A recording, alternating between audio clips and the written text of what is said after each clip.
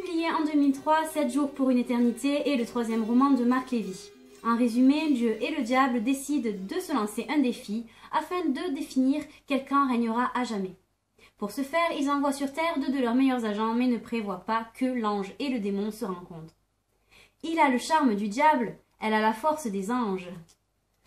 Donc la quatrième de couverture est assez vendeuse, du moins pour les amateurs du genre. La désillusion n'en est que plus cuisante, comme je vais essayer de vous l'expliquer dans les deux prochaines parties.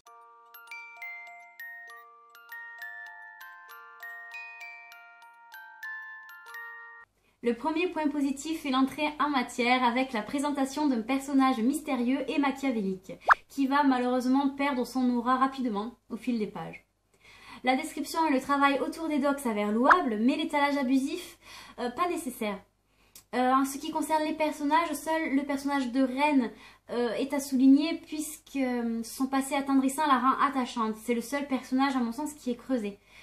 L'affaire attrape la part émotionnelle fantastique oubliée dès le commencement. Donc vous voyez, il y a des aspects positifs contrebalancés par des aspects négatifs qui viennent leur faire de l'ombre.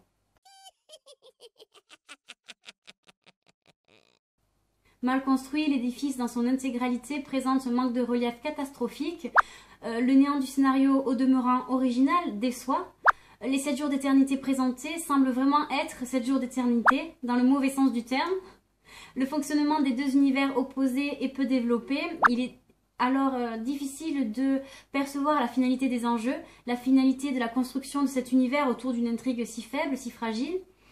La magie n'opère pas, pourtant on pourrait penser qu'avec la descente sur Terre d'un ange et d'un démon venu pour influencer les humains, ça aurait quelque chose de fantastique, un côté fantastique intéressant, surtout si on aime le genre, mais la magie n'opère malheureusement pas. Les dialogues envahissants polluent les pages aussi au détriment d'une plume profonde. La focalisation externe traitée telle qu'elle, c'est-à-dire de manière trop évasive, ne peut insuffler au lecteur l'émotion juste et empêche l'attachement au personnage surtout. Le dernier point le plus désastreux est à mon sens la peu crédible et pathétique romance entre les protagonistes principaux.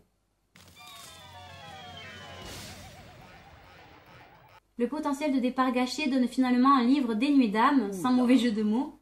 Ce constat est étonnant face aux réussites antérieures mais aussi postérieures de l'auteur, généralement appréciées. Personnellement, j'ai lu certaines de ses œuvres que j'ai aimées, et là j'ai d'autant plus été surprise par ce manque de profondeur. L'immersion n'est pas là et je n'ai pas été imprégnée.